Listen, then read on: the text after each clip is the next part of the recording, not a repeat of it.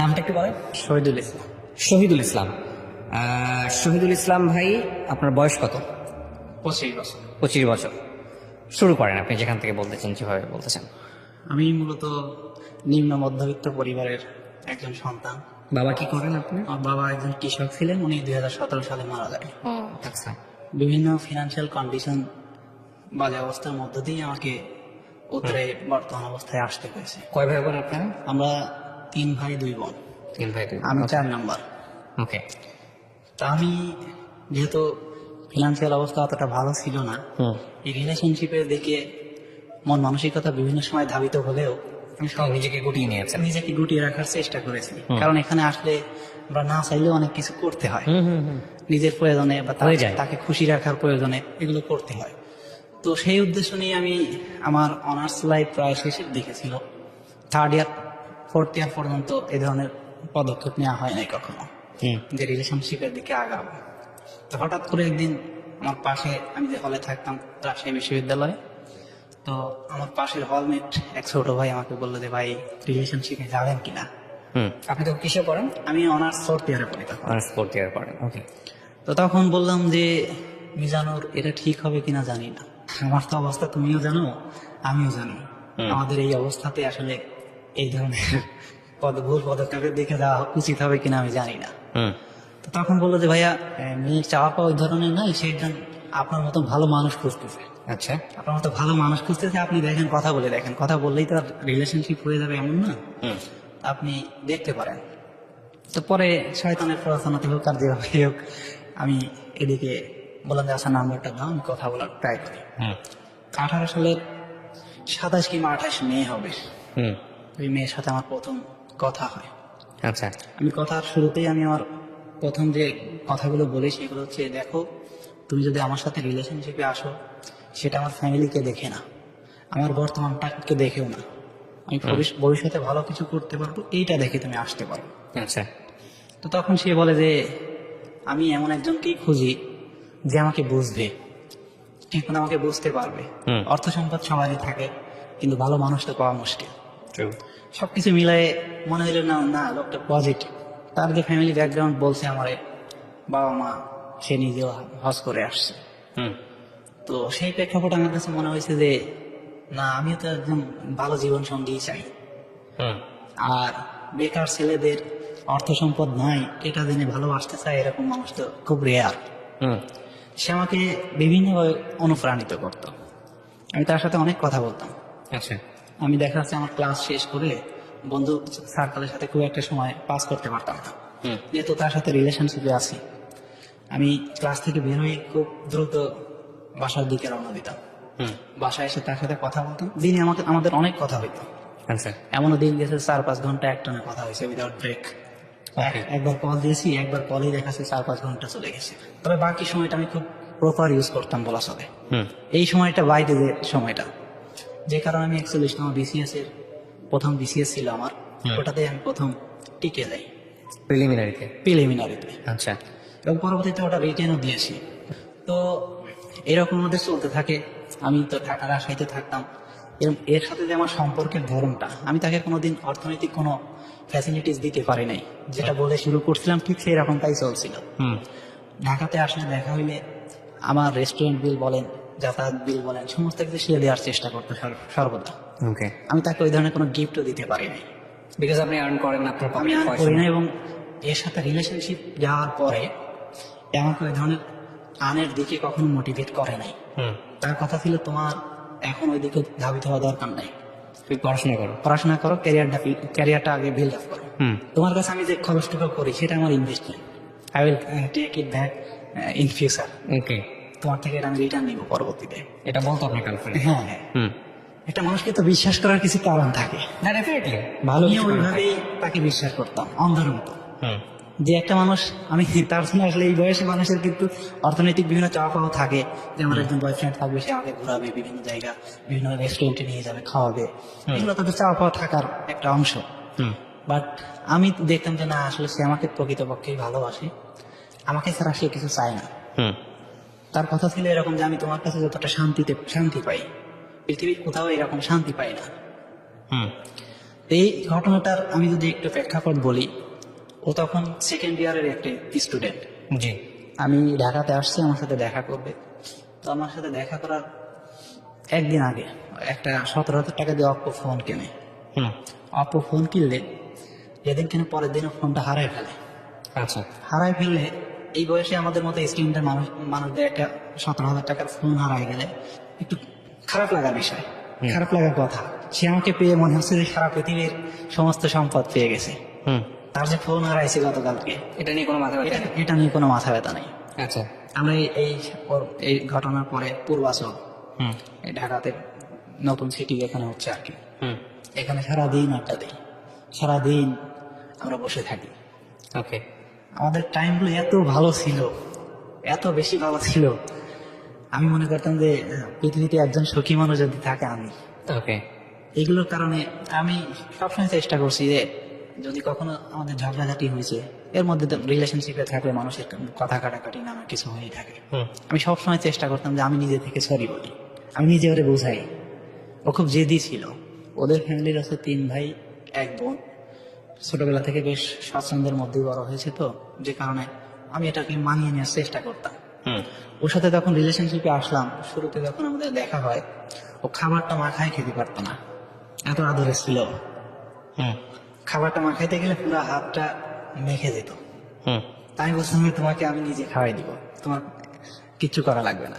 রান্না বান্না কিচ্ছু পারতো না তখন। আমি ওকে বলতাম যে এগুলো আমি তোমাকে শিখাই দিব, আর সময় বলে দিবে যে তুমি কি পারো না পারো।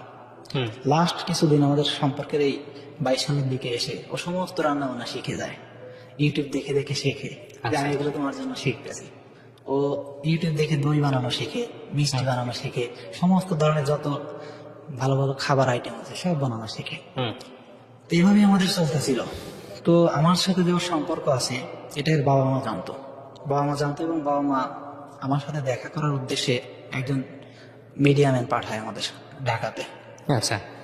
উনি এসে আমাদের বাসায় দেখা করে দেয়, এবং সেই অনুসারে কথাবার্তা ছিল যে আমাদের প্রয়োজন ওনার বাবা মা থেকে ওনারা সম্মতি দিবে, আমরা দুজন বিয়ে করে ফেলবো। হুম। এরকম একটা কথাবার্তা আমাদের চলছিল। কে পাঠায় এটা? এটা ওর বাবা মাকে ও যেভাবে হোক কনভিন্স করে নিয়ে আসে। ওকে। ও কনভিন্স করে এভাবে আমাকে বলে এবং আমার এখানে দেখতে আসে। হুম। ওর বাবা মা? বাবা মা আরেকজনকে পাঠায়। যে ছেলের কি অবস্থা? হ্যাঁ হ্যাঁ। আপনার বাড়িতে পাঠায় নাকি না, আপনাকে আমার দেখতে? এখানে। আপনার ওখানে বলতে আপনি তখন কোথায়? আমি ঢাকাতেই থাকি তখন। ঢাকাতে থেকে কি করছেন তখন? আমি জব প্রিপারেশন নিচ্ছি। মানে জব খুঁজছেন? জি জি। তখন আপনার কি মাস্টার্স করা হয়ে গেছে না? মাস্টার্স কমপ্লিট হয়ে গেছে। আমি 41তম বিসিএস এর প্রিলিমিনারিতেও টিকে আছি তখন। আচ্ছা। তারপর উনি যে আমাদের বিষয়ে ভালো রিপোর্টই দেয় যে ছেলে এখন কিছু করে না, বাট ব্রাইট ফিউচার আছে। হুম। যেহেতু ছেলে রাজশাহী বিশ্ববিদ্যালয় থেকে পড়াশোনা করছে, হুম। বিবিএ এমবিএ কমপ্লিট করছে, হুম। বিসিএস এ ফার্স্ট বিসিএস এ টিকছে, হুম। ব্যাংকে কয়েকটা টিকছে, হুম। বেশ কিছু জায়গা ভালো ভালো জায়গা টিকে আছে। হুম। হয়তো এখন না হয় আর 2-1 বছর পরে হোক ভালো কিছু হবে। হুম। তো এগুলোর পর দেখা যাচ্ছে ওর বাবা মা আসলে ফ্যামিলি তো চায় অন্যভাবে, যে ভবিষ্যতে কি করবে সেটা হিসাব করে জানতে চায় এরা, হুম। যে বর্তমানটা কি করে। রাইট। সেইভাবেই এদের ফ্যামিলি হয়তো একটু পিছুটান থাকে। হুম। তো পিছুটান থাকলেও এ যেহেতু আমাকে 4 বছর ধরে ভালোবাসে, এত ভালোবাসা, হুম। আমাকে সবসময় মোটিভেট করে আসছে, সবসময় কমিটমেন্ট করে আসছে। তো ও কোনোভাবে চাচ্ছিল না যে ফ্যামিলি না চাইলেও প্রয়োজন আমরা বিয়ে শাদী করবো, এরকম হুম। পরিকল্পনা নিয়ে আসছিল। তো 22 সালের মে মাসের 4 তারিখে রমজানের ঈদ যায়। হুম। তো রমজানের ঈদের পরে আমাদের এসে বিয়ে করার কথা, রমজানের ঈদের পরে আমাদের বিয়ে করার কথা। তো এরকম কথা থাকলে আমি এইবার ওই রমজানের ঈদে বাড়িতে যাই না, হুম। বিভিন্ন করোনার অজুহাত দেখাই বা বিভিন্ন কাজ দেখাই, বাড়িতে না গিয়ে আমি ঢাকাতে আমার ভাইয়ের বাসা, সেখানে থাকি। ওকে। সেখানে থাকলে ঈদের পরে যেহেতু আমি বিয়ে করব, হুম। ফ্যামিলিও জানবে না। হুম। আমি এদিকে আমার আবার 44তম বিসিএস এর প্রিলিমিনারি চলে আসে। হুম।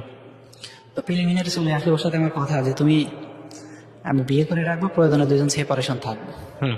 বিয়েটা করা থাকলে তো আমাদের জোর করে পরবর্তীতে কেউ আর সেপারেট করতে পারবে না। হুম। তো পরবর্তীতেও বলে যে আচ্ছা ঠিক আছে। আবার আমাকে বলে যে আমরা যদি আলাদা থাকি দুজন ভেঙে পড়ি, তোমারও সামনে পরীক্ষা, আলাদা থাকলে আমরা আসলে দুজনই সারাদিন অনলাইনে থাকি, হুম। আমাদের টাইমটা অনেক ওয়াস্ট হয়ে যায়। রাইট। তো তখন বলে যে তুমি সাবলেট দেখো, ঈদের পরে এসে তোমার বিয়ে করবো, তুমি সাবলেট দেখো। তো এই কথা বলার পর আমি ঈদের পরের দিন আমার ভাইয়ের বাসা থেকে চলে আসি। আচ্ছা। মিরপুরে থাকি যেখানে, সেখানে চলে আসি। আমি কোনোভাবেই বাইককে ম্যানেজ করতে পারছিলাম যে ঈদের পরের দিন কেন আসবো। পরে Okay. বললাম যে ভাই আমার রিটেন পরীক্ষা আছে, এগুলোর জন্য পড়াশোনার খুব প্রেশারের মধ্যে আছি, তো আমি চলে যাই। পরে আসলে পরে আমাকে ঈদের একদিন পরে আমাকে বলে যে তুমি সাবলেট দেখো না এখন, আমি জানানোর পরে দেখো। আচ্ছা। তো 4 তারিখে ঈদ হইলে 8 তারিখে ও বাসা থেকে আসে। তো বাসা থেকে যখন আসে তখন ও আমাকে বলে যে আমি আমার একটা বোনের গাড়িতে করে যাচ্ছি, আচ্ছা। গাড়িতে করে যাচ্ছি, এখন তুমি কল দিও না, আমি ফ্রি হলে আমি ডাক করবো। ওকে। তখন ও এসে হচ্ছে ওর বান্ধবীর বাসাতে ওঠে। ওকে। তো পরের দিন আমার যেহেতু সামনে আবার 44-এর রিটেন প্রিলিমিনারি চলে আসে, আমি পড়াশোনা নিয়ে খুব ব্যস্ত হয়ে পড়ি। আর 4টা টিউশন আমি এদিকে ম্যানেজ করি, যেহেতু ওকে বিয়ের পরে সমস্ত ভরণ পোষণ তো আমাকেই করতে হবে। বাসাতে যেহেতু জানাচ্ছি না, কোনো খরচ নিতে পারবো না। তো 4টা টিউশনই ম্যানেজ করি। আপনার ফ্যামিলির ছেলে কয়জন? মানে আপনার আমরা 3 ভাই, 3 ভাই। আমি সহ। আপনি বড় ছিলেন সব? আমি ছোট। সবার ছোট। বাকি 2 ভাই তখন কি করছিল? বাকি 2 ভাই এখনো কর্মরত আছে। তখনও ওরা- কর্মরত ছিল? হ্যাঁ। ওকে। ঠিক আছে, ওনাদের বাচ্চা কাছে আছে, ওনারা বেশ আমাদের থেকে অনেক বছরের সিনিয়র। ওকে, হ্যাঁ। তারপর? তারপর আমি 4টা টিউশনই নেই। 4টা টিউশনই নিয়ে সামনে আমার 44 BCS 43, আমি কোনোভাবে এর সাথে ঝগড়াঝাটি করে মিস হয়ে যায়।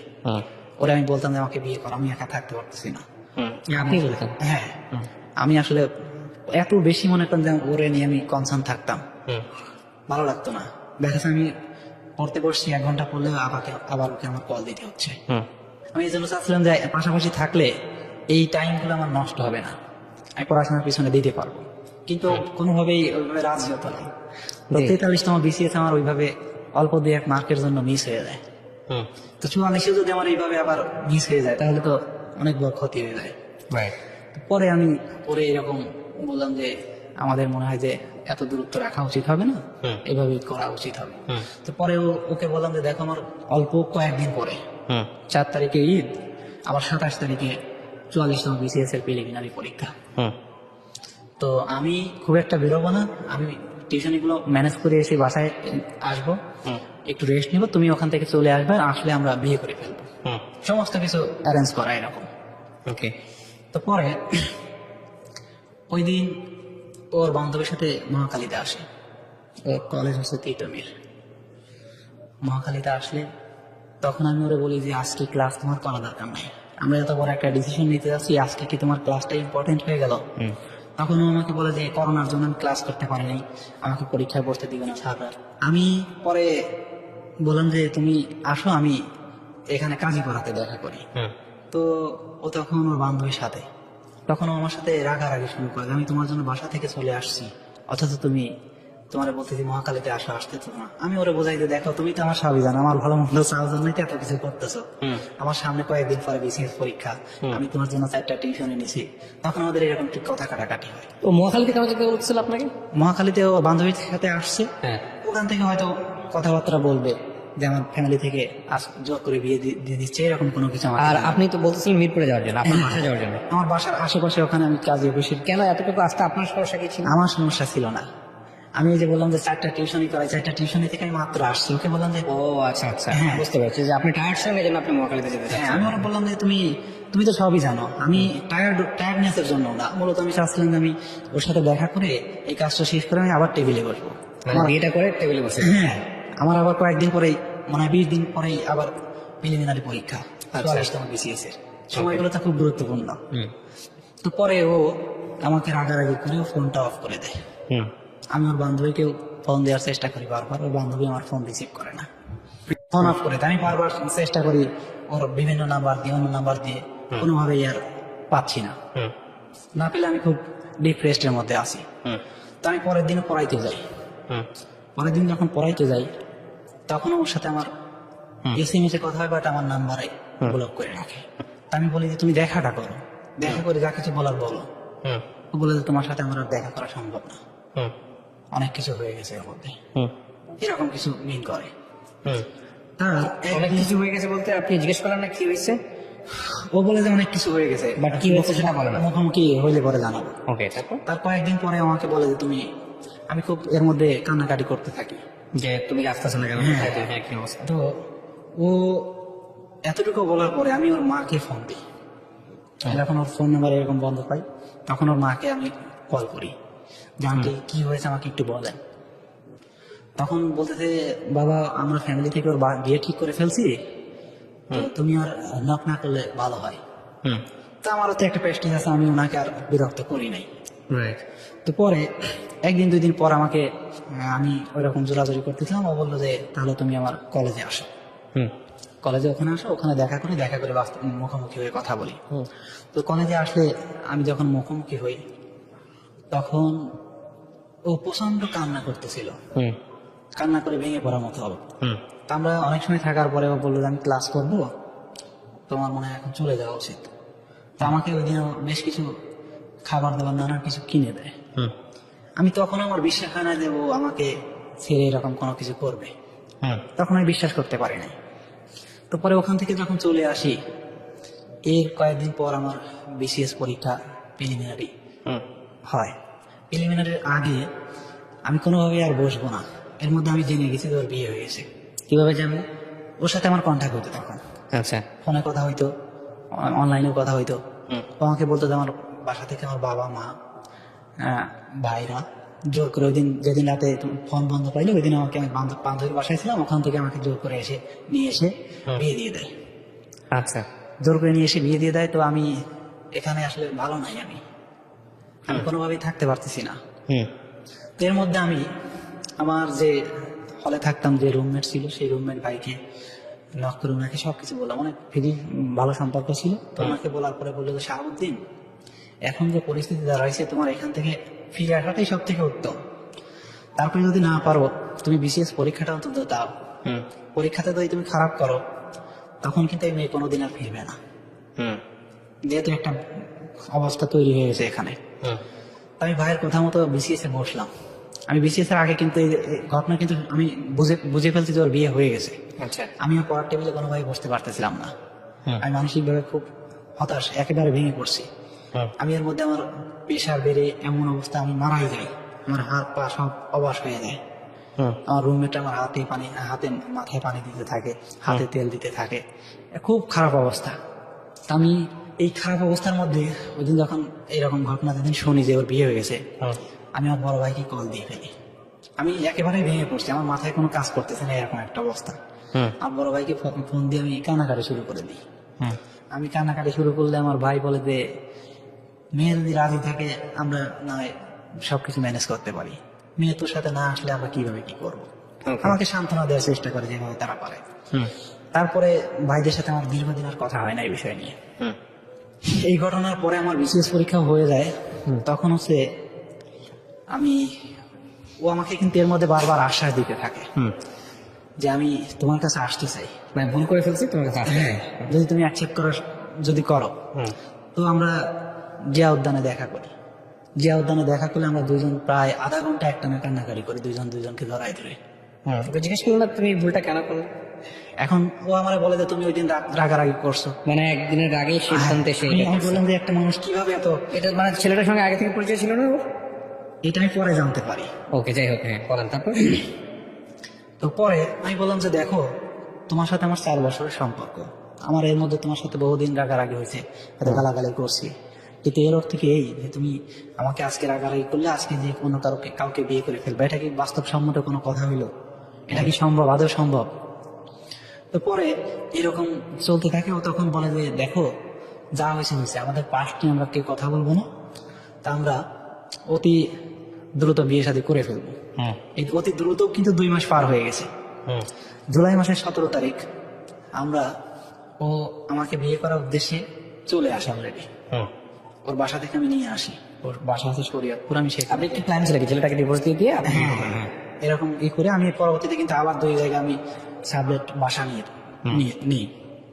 সাবলেট বাসা নিয়ে 17 তারিখ যখন আসি আমরা, আমি ওকে দিয়ে নিয়ে আসি, হুম, ওর এলাকা থেকে আমি দিয়ে নিয়ে আসি। হুম, নিয়ে আসলে আমরা যে বাসাতে সাবলেট নিয়েছি সেই বাসাতে উঠি হচ্ছে 3টার দিকে।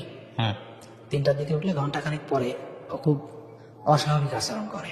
হুম ও বলে যে আমার বাবা মা বাড়িতে অসুস্থ হয়ে পড়ছে, বারবার মেসেজ করতেছে, ফোন করতেছে। হুম হ্যাঁ, তো আমাকে এখনই বেরিয়ে পড়তে হবে বিয়ে পরে। বিয়ের পর। হুম তখন ও আমাকে বলে তুমি কি চাও যে আমার বাবা মা মারা যাক, আমি তোমার সাথে এইভাবে থাকি? আমি বললাম যে দেখো, আমি তোমাকে ভালোবাসি, তোমার কথা জুলুম করার উদ্দেশ্যে এখানে আনি নেই। তোমার বাবা মা মারা যাক, সারা জীবন তুমি কষ্টটা বয়ে বেড়াও, এটাও তো আমি কোনো সময় চাই না।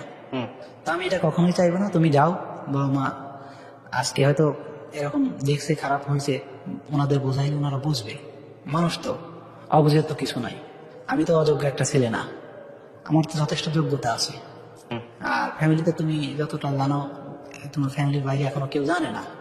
হুম এটা আমি যদি হাইট রাখতে পারি, তোমার সমস্যা তো নাই। পরে ও আমাকে এরকম বোঝায়, ও চলে যায়। হুম তখন আমি ওরা বলি যে তুমি তাহলে ওই ছেলের বাসায় দেওয়া দরকার নাই, তুমি তোমার ভাইয়ের বাসাতে দাও।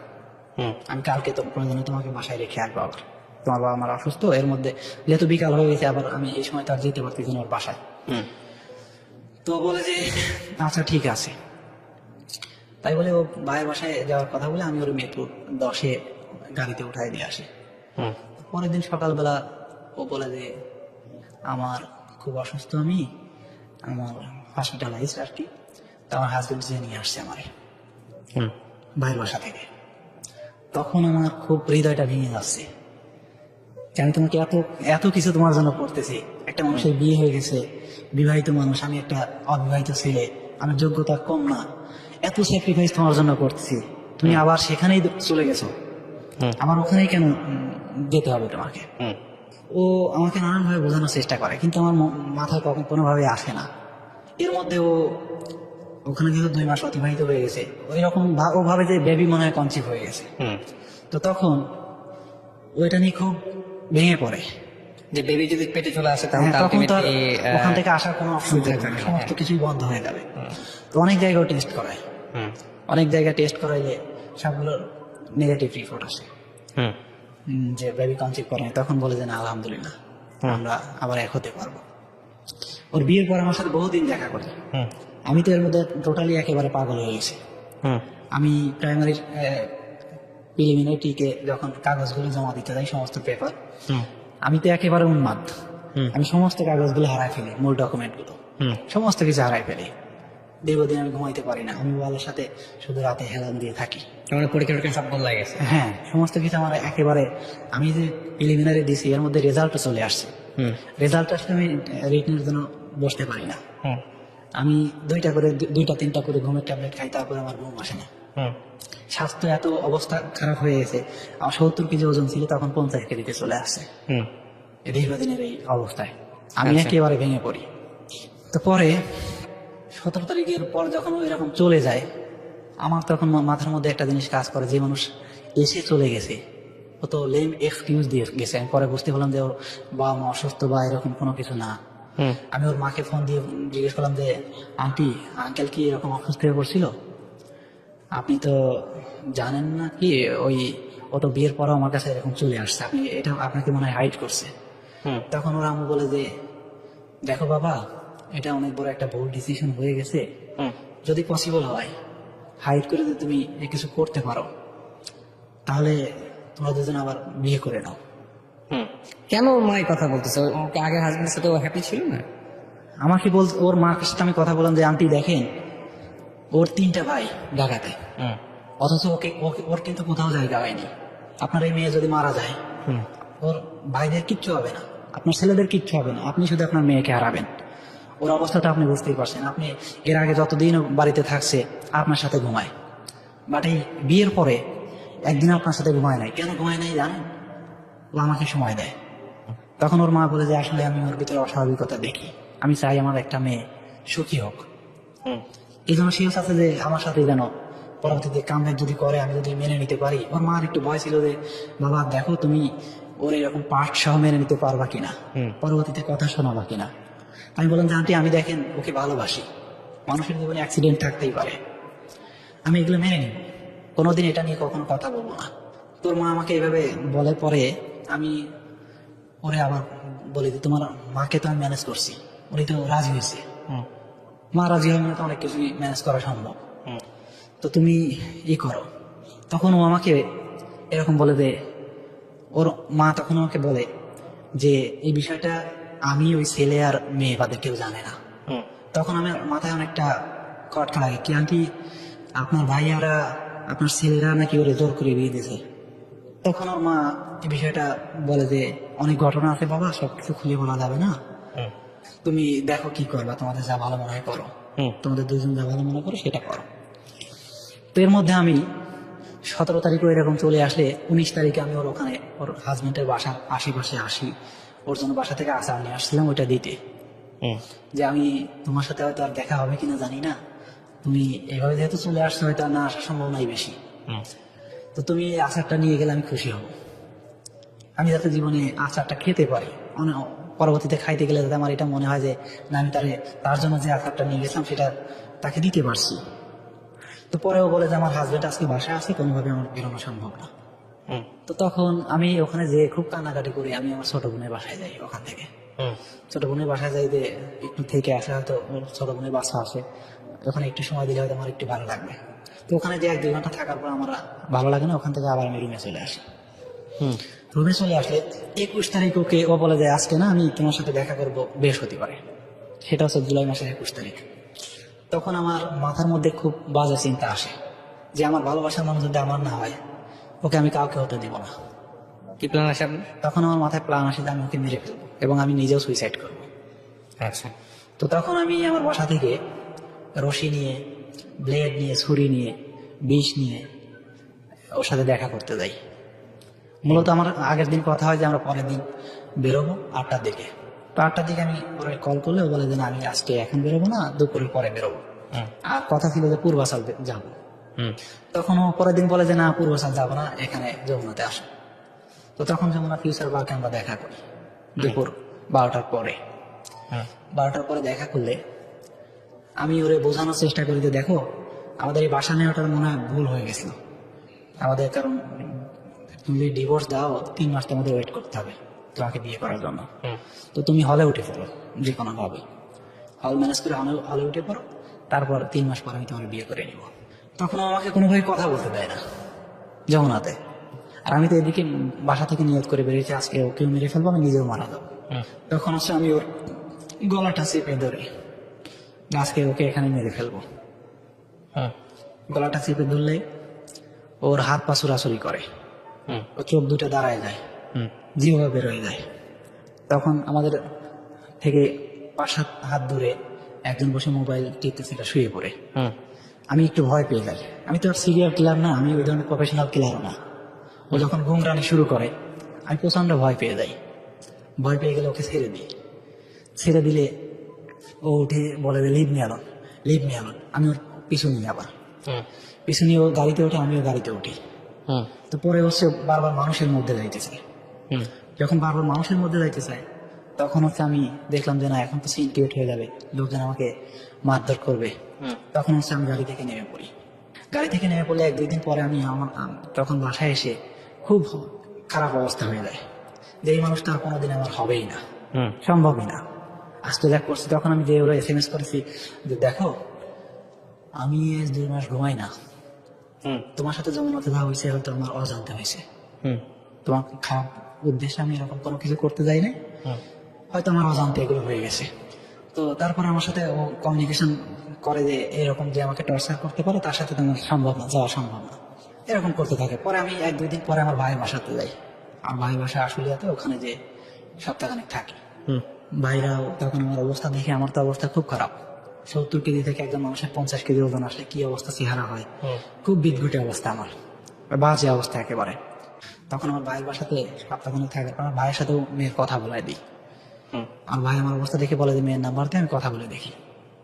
তো আমার ভাই নাম্বার নিয়ে কথা বললো। তো মেয়ে বিভিন্নভাবে বোঝায় যে আসলে সামাজিকতা নানান কিছুর জন্য আমি আসলে কামব্যাক করতে পারতেছি না, যদিও এই বিয়ের পরে আসছি, এটা আমার ভুল করে আসছি, বা এরকম নানান কিছু বোঝানোর চেষ্টা করে আর কি।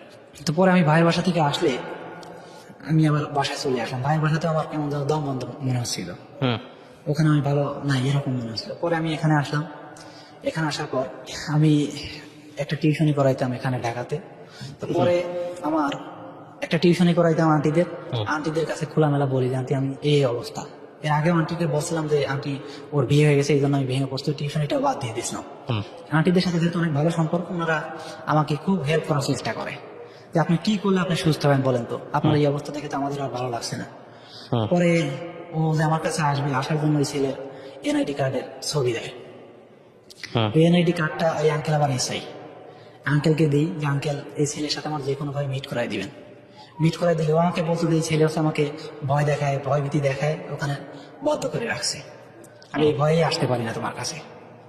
তো আঙ্কেল পরে বলে যে আচ্ছা দাও দেখি ঠিকানাটা, দেখি ঠিকানাটা উনি মিল করে দেখে যে ওনার এলাকাতেই বাসা।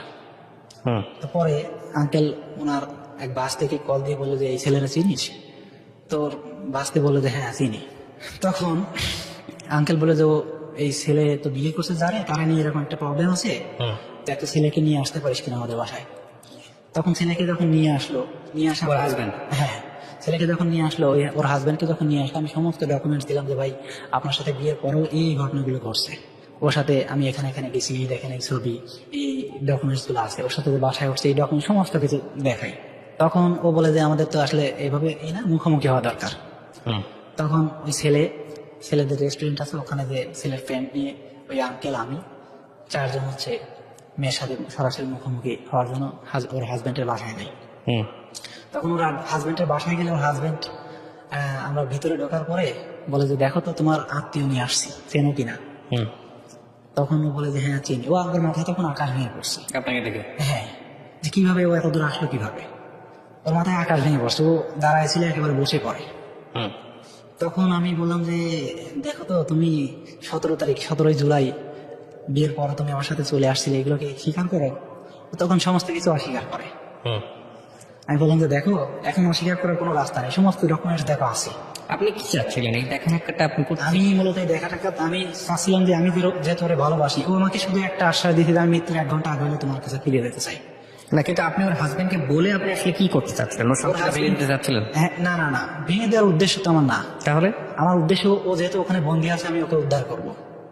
বাট এই ওয়েতে ও তো চাচ্ছেন আপনার সাথে আসতে। না না না, তখন পর্যন্ত কিন্তু আমাকে ও SMS করছে এইরকম যে আমি মৃত্যুর 1 ঘন্টা আগে হলে তোমার কাছে থাকতে চাই, তোমার কাছে যত শান্তি পাই কোথাও পাই না। বিয়ের পরে ও একাধিকবার দেখা করছে আমার সাথে।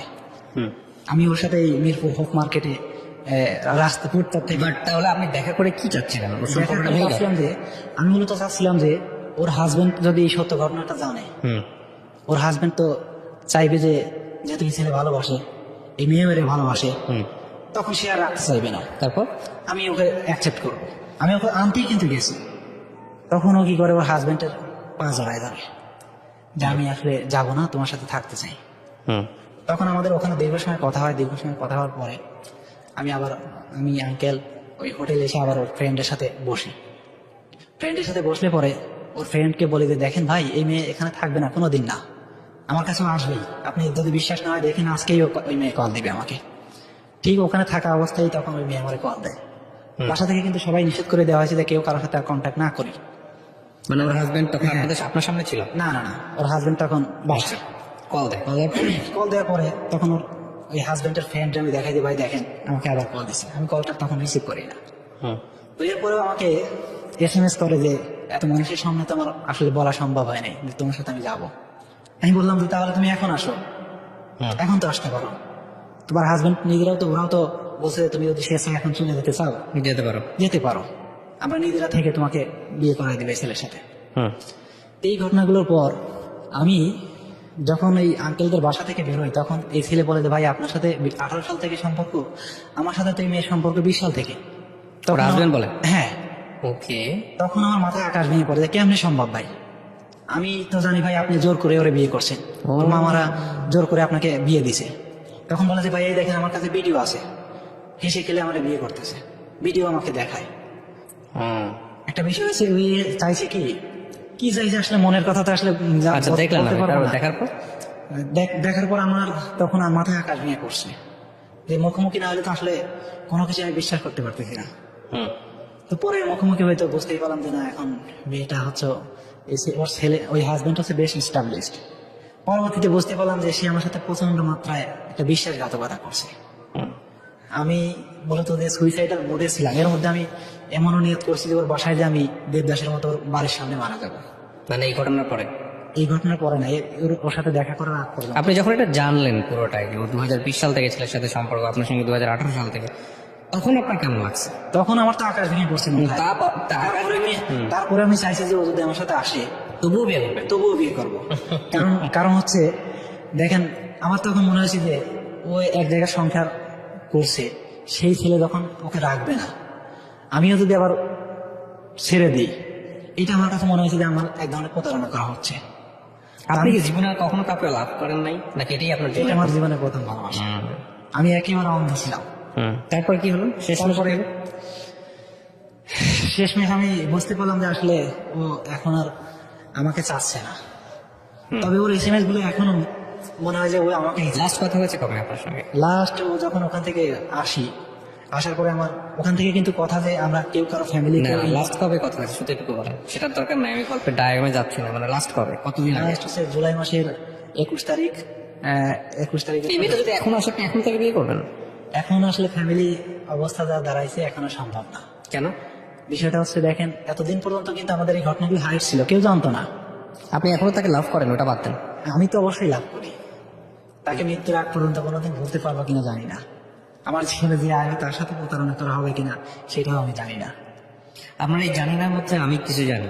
মানে জানি বলতে, আমি প্রত্যেকটা মানুষ তো তার নিজের মতো করে বিষয় জানে। আর মানে আমাদের জীবনে যেটা ঘটে যায় সেটা, বা বন্ধুদের কাছ থেকে যেটা শোনা, সেগুলো হচ্ছে আমাদের অভিজ্ঞতা। তো সেই অভিজ্ঞতার জায়গা থেকে বলতে পারি, সেটা হলো যে আপনার যেহেতু এটা প্রথম লাভ, ফিলিংস, ইমোশন, ইলিউশন, হ্যাঁ, সবকিছুর একটা সংমিশ্রণ। এবং definitely everything is fair in love and war, right? প্রেম এবং যুদ্ধে সবকিছুই ফেয়ার। তো সেই জায়গাটা থেকে মেয়েটার সমস্ত কিছু জানার পরেও আপনি তাকে লাভ করেন, এ ব্যাপারে কোনো সন্দেহ নাই। আর পৃথিবীর সমস্ত জঘন্য মানুষ হলেও, মানে সবচেয়ে বড় জঘন্য মানুষ হলেও আপনি তাকে লাভ করবেন, এটাও ঠিক আছে। কিন্তু সময়ের অদ্ভুত একটা শক্তি আছে হিল করার। মানে টাইম এত বেশি হিল করে ফেলে একটা মানুষকে। আপনি বলছেন না, জীবনে 1 ঘন্টা হলেও তোমাকে চাই, বিয়ে করতে চাই, অমুক চাই, তমুক চাই। এই ফ্যান্টাসি থেকে বের হয়ে আসবেন খুব শীঘ্রই। এটা একটা ফ্যান্টাসি, হ্যাঁ। এবং ওর যখন 2টা বাচ্চা হবে, বাচ্চা কাচ্চা হয়ে যাবে সংসারে, আপনি যখন বিয়ে করবেন, করে আপনার যখন 2টা বাচ্চা কাচ্চা হয়ে যাবে, তখন একবার একটু চিন্তা করে দেখেন যে 1 ঘন্টার জন্য ওর কাছে ওকে বিয়ে করতে পারবেন কিনা। এইসব ফ্যান্টাসি আমাদের সবার জীবনেই থাকে, হ্যাঁ। কিন্তু ক্ষতিটা কোথায় হয় বলেন তো? এখন দেখেন, আমার সব থেকে জীবনের যে বড় ক্ষতিটা হয়েছে, সেটা হচ্ছে আমি মানুষকে আর বিশ্বাস করতে পারবো না সহজে। এটা তো ব্যক্তিগত ক্ষতি, যেটা চোখে দেখা যায় না, কিন্তু যে জিনিসটা চোখে দেখা যাবে সেটা কোনটা? আপনার ক্যারিয়ারের যে ক্ষতিটা হয়েছে, যে ক্ষতিটা হয়েছে, এটা কোনোদিন আর পোষাইতে পারবে না, রাইট? সো আমি মনে করি প্রেম, ভালোবাসা, ক্যারিয়ার, শিক্ষা, এই 3টা জিনিসকে যদি আলাদা না করা হয়, একটা যদি আরেকটার সাথে ধাক্কা খায়, তাহলে ডেফিনেটলি সেই প্রেমকে 2 হাত দিয়ে সরাই রাখা উচিত। আমরা প্রেম করি, ক্যারিয়ার করি, যাই কিছু করি না কেন, জীবনে তো সুখী হওয়ার জন্যই করি, রাইট? আমাদের টার্গেটটা তো একটাই, যে আমরা সুখী হতে চাই। মানুষ যে বলে জীবনের এইমটা কি, জীবনে মানুষের একটাই এম। এই যে মানুষ ধর্মকর্ম করে, কিংবা ধর্ম ছাড়া থাকে, প্রেম করে, প্রেম ছাড়া থাকে, ব্যাচেলার থাকে, পৃথিবীতে মানুষ যা করতেছে, মানে সবকিছু, খারাপ কাজ, ভালো কাজ, সমস্ত কিছুই একটা উদ্দেশ্য, হ্যাপিনেস, সুখী হতে চায়, পিস চায়। তো এখন কথা হলো, এই পিসটাই যদি আপনি চান, তাহলে পিসের মানে ডেফিনেশনের জায়গাটাতে কোনো ধরনের কোনো মানে একদম ফিক্সড কোনো প্যারামিটার নাই। এই রাস্তায় গেলেই আপনি পিস পাবেন। একজন এক একভাবে সুখী হতে না, ধর্মের জায়গাটা ডিফাইন করার অন্যভাবে, যে ঠিক আছে ধর্মের একটা রাস্তা আছে, সেটা অন্য জিনিস। আপনি যদি প্রচন্ড ধার্মিক মানুষ হন, তাহলে that is the best way, হ্যাঁ। কিন্তু আপনি যদি ওই কিছু ধর্ম, কিছু অধর্ম, কিছু মানবিক, কিছু অমানবিক, আমরা যেটা করি আর কি, আমাদের কিছু প্র্যাকটিস, পার্টলি প্র্যাকটিস, এরকম মানুষই তো আমরা। তো এইরকম মানুষের জীবনের কমপ্লেক্সিটি অনেক, হ্যাঁ। কখনো মনে হবে এই রাস্তাটাই বোধহয় শান্তির, কখনো মনে হবে ওই রাস্তা শান্তি, কখনো মনে হবে রাস্তা ছাড়া শান্তির। তো আমি কথাগুলো এই কারণেই বলছি যে আপনি ধরেন যে মানুষটাকে ছাড়া জীবনটা চিন্তা করতে পারেন না, সেই মানুষটা ছাড়া যে আপনি অনেক বেশি শান্তিতে থাকতে পারবেন, সেটা ধ্রুব সত্য। সেটা ধ্রুব সত্য, কিন্তু আপনি এই সময় বসে সেটা চিন্তা করতে পারবেন না। আর কিছু আপনার গল্পটা যখন আমি শুনছিলাম, আমি তো মোবাইলে অনেক কাজ করছিলাম, তারপরে আপনি আমার ফুল কনসেন্ট্রেশন নিয়েছিলেন। আপনার গল্পটা এতটা চমৎকার, এবং আপনার গল্পটা যদি আরো সময় নিয়ে পোট্রে করা যেত হ্যাঁ। সেটা আরো সুন্দর হতো, আরো সাসপেন্স ছিল। কিন্তু আমি আপনাকে বলতেছি, আপনার জীবনে এমন একটা সময় আসবে যে সময়টা আপনার কাছে মনে হবে যে এটা আপনার শুধুমাত্র শিক্ষা ছাড়ার কোনো কিছুই না। আপনার কাছে যে প্রেমটা আছে সেই প্রেমটা আপনার মতো করে সবচেয়ে এক্সট্রিম লেভেলের, কিন্তু আপনার চেয়েও অনেক এক্সট্রিম লেভেলের প্রেম থাকতে পারে, অনেক বেশি। মানে কারো কারো মতে আপনার এটা গাঁজাখুরি গল্প, হ্যাঁ। মানে এরকম একটা জানাশোনা ছেলে এরকম কেন এত বড় ভুল করবে, এর চেয়ে এক্সট্রিম লেভেলের গাঁজাখুরি গল্প থাকতে পারে প্রেমের জীবনে, সেটাও মানুষের জীবনে আছে। এবং সবচেয়ে বড় কথা হলো যে ওই যে সবাই আমরা সুখী হতে চাই, কিন্তু সুখী হওয়ার রাস্তাটা আসলে আমরা ভুল করে ফেলি। হ্যাঁ, সুখী হওয়ার রাস্তায় দুই তিনটা জিনিস কখনো কম্প্রোমাইজ করতে হয় না। নাম্বার ওয়ান, আপনি কখনোই আপনার এডুকেশন কম্প্রোমাইজ করবেন না। এই শিক্ষা মানে আমি একাডেমিক শিক্ষা বলছি না, শিক্ষা যে কোনো শিক্ষাই হতে পারে। তারপরে হচ্ছে আপনার ক্যারিয়ারের জায়গায় আপনি কখনো কম্প্রোমাইজ করবেন না। ক্যারিয়ার যদি আপনি একজন বিজনেসম্যান হন, আপনি একজন এন্টারপ্রেনার হন, হোয়াট এভার, আপনি একজন জব হোল্ডার হন, যাই করেন না কেন, ওইটা কম্প্রোমাইজ করলে ওটা জীবনে কখনো রিটার্ন আসে না। আপনি অন্য কিছু থেকে হয়তো অনেক ভালো করবেন, বাট ওইটা আপনি পাবেন না। আর 3 নাম্বার হচ্ছে যে মানে এই দুটো জিনিসের উপরে যদি কোনো জিনিস ইফেক্ট তৈরি করে, সেটা হতে পারে বাবা মায়ের জন্য স্যাক্রিফাইস। সেটার জন্য আপনি সারা জীবন পিস পাবেন, শান্তি পাবেন, যেটা আমি আমার মার জন্য পরীক্ষা দিতে পারিনি, মার সেবা করছি, এটা রিটার্ন আছে। কিন্তু প্রেমিকার বাড়ির সামনে গিয়ে দাঁড়ায় থাকলাম, প্রেমিকার বাড়ির সামনে গিয়ে হুইসেল বাজালাম, এদিকে আমার নিজের হুইসেল বেজে যাচ্ছে, এটার কোনো রিটার্ন নাই জীবনে। রিটার্ন একটা আছে, খারাপ মানে ভবিষ্যৎ খারাপ আর কি। তো আমি মনে করি যে আপনাকে জ্ঞান দেওয়ার মতো কোনো জ্ঞান আমার নাই, তবে আপনি এই মেয়েটাকে আমি বললেও আপনি ভুলতে পারবেন না। আপনার জীবনে আমি মনে করি যদি যা বললেন এখানে সব যদি সত্য হয়ে থাকে, তাহলে আপনার জীবনের সবচেয়ে লাকি মোমেন্ট হচ্ছে ওইটা যে সে আপনাকে মহাখালীতে আসতে বলছিল, আপনি সেটা মহাখালীতে যান নাই কোনো কারণে, আল্লাহ আপনাকে বাঁচাই দিয়েছে। আমি বলবো এটা। এখন এইটার ব্যাখ্যা আপনি কি করবেন না করবেন সেটা আপনার নিজের ব্যাপার, তবে সৃষ্টিকর্তা আপনাকে বাঁচিয়ে দিয়েছেন ফর বেটার ফিউচারের জন্য, এটাকে আপনি মাথায় আগে রেখে আগান। আমি একটা জিনিস কোনোভাবেই মেনে নিতে পারতাম না, যদি এই সত্য ঘটনা কখনো জানতে না পারতাম, আমি হয়তো সুইসাইড করেই ফেলতাম। এর মধ্যে আমি বহুবার চেষ্টা করছি। আমি যদি এই সত্য ঘটনাটা প্রকৃতপক্ষে না জানতে পারতাম কোনোদিন, আমি হয়তো কোনোদিন স্বাভাবিক জীবনেই ফিরতে পারতাম না। রাইট, আল্লাহ আপনাকে এটাও একটা বেটার। যখন আমি বুঝতে পারছি যে সে আমার সাথে বিশ্বাসঘাতকতা করছে, তখন কিন্তু আমার এখন কিন্তু আর এই সুইসাইডাল মোড আমি মোড আসলে কোন মানুষের জন্য মারা যাবে, কার জন্য মারা যাবে। এক্স্যাক্টলি। এই জন্য আমি আল্লাহর কাছে হাজারো শুকরিয়া করি, আল্লাহ আমাকে সত্যটা জানিয়ে দিয়েছে। যে কোনো আরেকটা জিনিস কি নাম বললেন আপনার জানি ভাই? শহীদুল ইসলাম। আমি একটা কথা বলি আপনাকে শহীদুল ভাই, সেটা হলো যে এই যে বিশ্বাস করার একটা ব্যাপারটা আছে না, যে মানুষের সাথে আপনি যদি বিশ্বাস করবো, সংসার জিনিসটা না, আপনি যখন আমাদের টার্গেটটা কি থাকে, প্রেম করে বিয়ে করবো, সংসার করবো, তাই তো? তো সংসার জিনিসটা না আসলে একটা পর্যায়ে এই ইলিউশন থেকে মানুষ বের হয়ে আসে। সংসার জিনিসটা অন্যরকম একটা চ্যাপ্টার, দায়িত্ব বোধে চলে। হ্যাঁ, প্রচন্ড দায়িত্ববোধে চলে যায়। ওই সময়টা তার ওই ফ্যান্টাসিটা থাকে না যে তোমার চোখে চোখ রেখে আমি পুরো পৃথিবী দেখবো।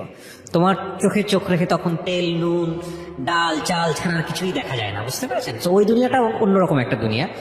আর এই ফ্যান্টাসি দুনিয়া সিনেমাতে ভালো লাগে, ফ্যান্টাসি দুনিয়া একটা এজে ভালো লাগে, টিন এজে, যখন আসলে মনে হয় যে পুরো পৃথিবীটাকেই জয় করে ফেলবো।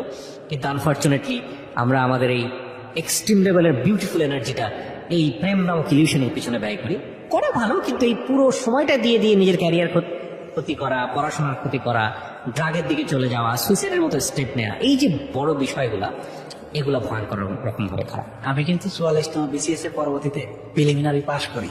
হ্যাঁ, এবং আমার সামনে রিটেন, অক্টোবরের রিটেন। আপনি এখানে ভালো করেন, শুধু বিসিএস না, এখন পর্যন্ত আমি কিন্তু টেবিলে বসতে পারেন না। এই যে বড় ক্ষতিটা না, এই ক্ষতিটা কখন রিটার্ন হয় না। তবে এটা ঠিক আল্লাহ আপনাকে যেহেতু এই জায়গাটা থেকে বের করে নিয়ে এসছেন, আমার মনে হয় যে কোনো ধাক্কাই একটা মানুষের জন্য অনেক বড় কিছু আশীর্বাদ হতে পারে। আমি সবসময় বলি যে ধাক্কাটাকে দেখবেন এরকম ভাবে, যে প্রকৃতির মধ্যে গাছ যখন বড় হয়, মানুষকে আমরা এভাবে যদি তুলনা করি, যে একটা গাছ বড় হচ্ছে, শক্ত হচ্ছে, ঝড় এসে গাছটার মগ ডালটা ভেঙে দিয়ে গেল, মাথা যেটা সেটা ভেঙে দিয়ে গেল, তারপরে সার্টেন পিরিয়ড অফ টাইম আপনি দেখবেন যে ডাল চতুর্দিক থেকে আরো অনেকগুলা বের হচ্ছে, তখন একটা না অনেকগুলা বের হচ্ছে। সো যে কোনো বাধাই বিশাল সম্ভাবনা তৈরি করে। প্রিয় দর্শক এবং শ্রোতা, আমরা একটা কথা বলি আজকের অনুষ্ঠানটা শেষ করতে চাই। প্রেমের গল্প আসলে নতুন কিছু নয়, আমি এই কথাগুলো ঘুরে ফিরিয়ে বলেছি লাস্ট 12-14 বছরে, যে হিউম্যান লাইফ স্টোরি নিয়ে যেহেতু কাজ করি। সেটা হচ্ছে যে প্রেম শাশ্বত, আসবেই মানুষের জীবনে, কিন্তু প্রেমটা এমন হওয়া